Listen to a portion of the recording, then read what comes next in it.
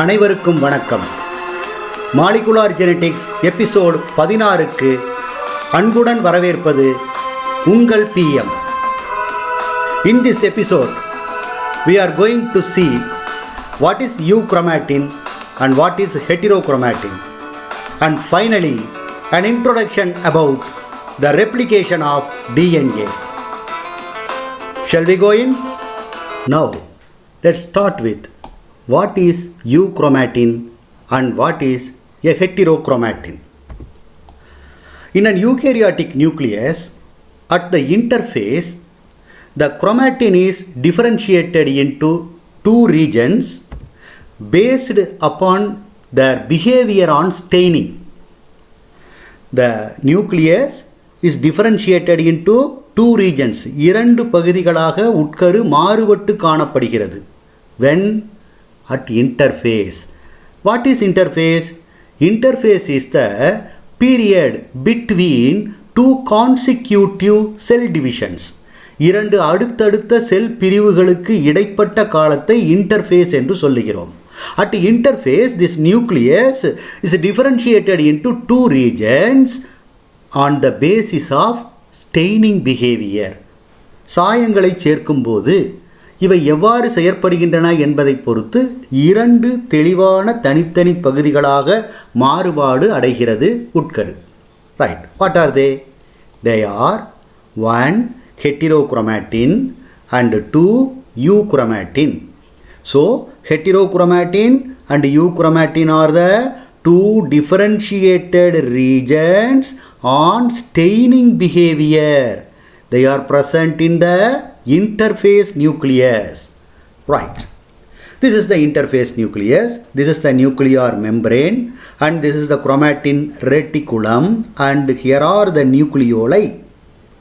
And look here, in the chromatin reticulum we can see two regions. This lightly stained region is called the euchromatin, and this darkly stained region is called the heterochromatin.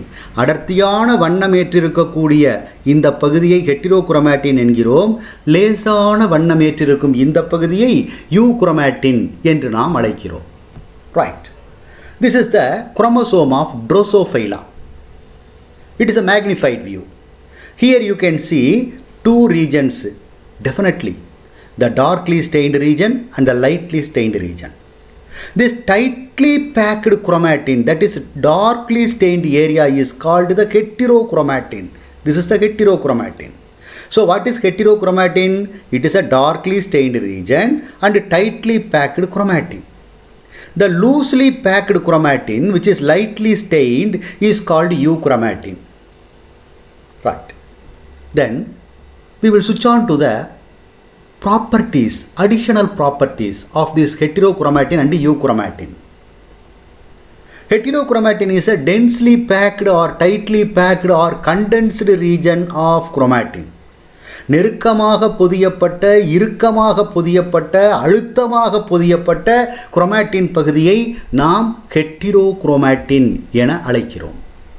Generally they are darkly stained regions. அதிக சாயமேற்கும் பகுதிகளாக உள்ளன. They are darkly stained because of condensed nature. Why are they darkly stained? Because of their condensed nature. இறுக்கமாக, நெருக்கமாக அமைக்கப்பட்டிருப்பதால் they are darkly stained. Heterochromatin is transcriptionally inactive. You know the process of transcription, that is producing an mRNA from the DNA. The heterochromatin is transcriptionally inactive, and heterochromatin has no binding site or no enzyme action. நொதிகள் பிணைவதற்கான பகுதிகளோ அல்லது ஒரு வீரியமான நொதிச் செயலோ நடைபெறாத பகுதி இந்த ஹெட்டிரோக்ரோமாட்டின். Why? Why heterochromatin has no binding sites and no enzyme action? Because heterochromatin is a tightly packed and highly condensed portion of chromatin. If the chromatin is condensed tightly, then the grooves become condensed. Do you remember this? Major groove and minor groove, which I have taught you in the earlier episodes. Because of the tightness, the grooves become condensed. These grooves, they provide the site for the attachment of enzymes. என்சைம்கள் ஒட்டி செயல்புரிவதற்கான செயல்திறனுள்ள பகுதிகளை அளிப்பது இந்த பள்ளங்கள் தான். நெருக்கமாக chromatin அமைக்கப்படும் போது இந்த பள்ளங்களின் இடைவெளி மிக குறுகிவிடுகிறது. So they could not offer more binding sites. So binding sites for enzymes become difficult. Now remember, I have already told you about the significance of groove in the DNA helix, minor groove and major groove. These grooves act as base pair recognitions, as well as major groove is the binding site for proteins, that is the enzymes. Since they are condensed in heterochromatin, the binding sites, they are less and less in number, so that the enzymes cannot bind there effectively. மிக நெருக்கமாக இவை அமையும் போது அங்கு இணையும் புள்ளிகள் மிக மிக குறைவாக இருப்பதால் நொதிகளால் அங்கு இணைவது சாத்தியமற்றதாகிறது. So the heterochromatin is transcriptionally inactive and has no binding site and no enzyme action. Let's take this one. Why heterochromatin is transcriptionally inactive? ஏன் mRNA-யை உற்பத்தி பண்ணுறதுல கூட இந்த ஹெட்டிரோக்ரோமாட்டின் இன்ஆக்டிவாக இருக்குது? The reason is heterochromatin is highly condensed. If the chromatin is condensed tightly, then the grooves become condensed. The grooves provide the site for the attachment of the enzymes. And so the binding sites for the enzymes become difficult. And as a result of that, there is no proper enzyme attachment. As a result of that, there is no transcription. Clear? Right. Next, the euchromatin.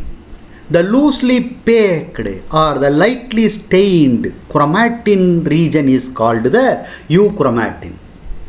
So euchromatin is a lightly stained, loosely packed, transcriptionally active chromatin. That is the euchromatin.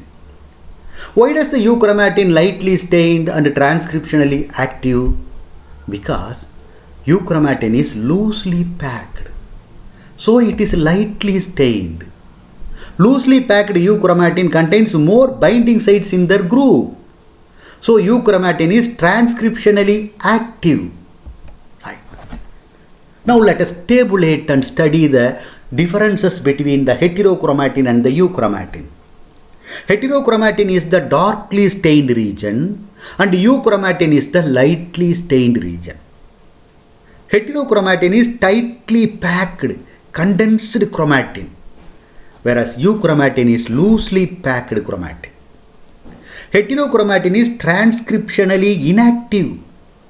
Euchromatin is transcriptionally active. Clear now? Shall we move on? Next, the replication of DNA. DNA தன்னை தானே இரட்டித்துக் கொள்ளும் விதம். Right? The replication of DNA takes place during the S phase of cell cycle. I have already told you about the interphase. What is interphase? The period between two consecutive cell divisions. அடுத்தடுத்த இரண்டு செல் பிரிவுகளுக்கு இடைப்பட்ட பகுதியை நாம் interface என்று அழைக்கிறோம். This interphase consists of 3 subphases. 3 உட்கிளைகளை உடையது. இன்டர்ஃபேஸில் 3 உட்பிரிவுகள், G1, S and G2. These are the 3 subgroups of subphases of S phase. And during the S phase, DNA is synthesized. When replication of DNA takes place during the S phase of the cell cycle. Where is the S phase? S phase is in the interphase. It is one of the phases of interphase. Right. During replication, each DNA molecule gives rise to 2 strands identical to each other. ஒன்றுக்கொன்று ஒரே மாதிரியாக இருக்கக்கூடிய 2 புதிய இழைகள் உருவாகின்றன. They are identical to each other as well as to the parent strand.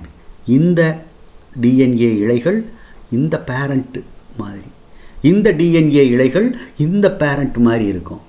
So they are identical to each other, at the same time they are identical to the parent strand also.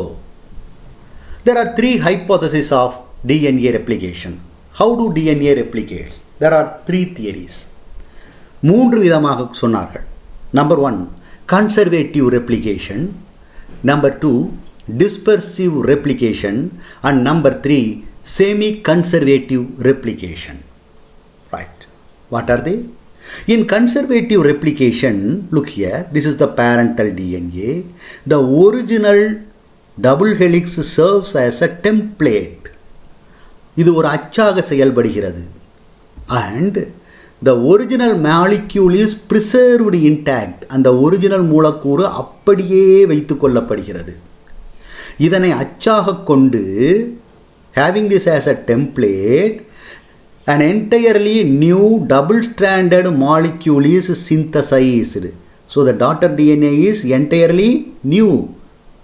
Original parent DNA is preserved. That's why it is called conservative replication. Conserve means keep as such.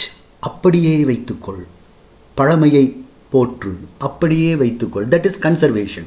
பாதுகாத்து வை சொல்லலாம். அப்போ இந்த parent டிஎன்ஏவை அப்படியே பாதுகாத்து வச்சு அதை டெம்ப்ளேட்டாக வச்சு ஒரு entirely new daughter DNA is synthesized. This is conservative replication. இந்த பெயருக்கான காரணம் என்ன?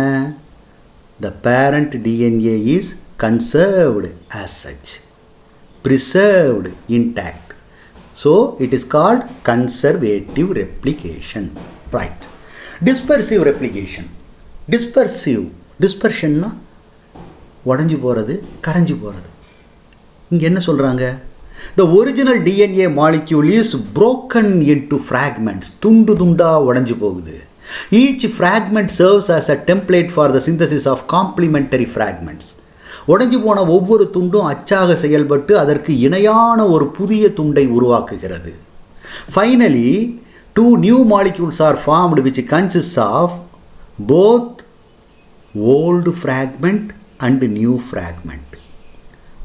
Old fragment and new fragment. புதிய துண்டுகள், பழைய துண்டுகள் இரண்டும் கலந்ததொரு டிஎன்ஏ உருவாக்கப்படுகிறது.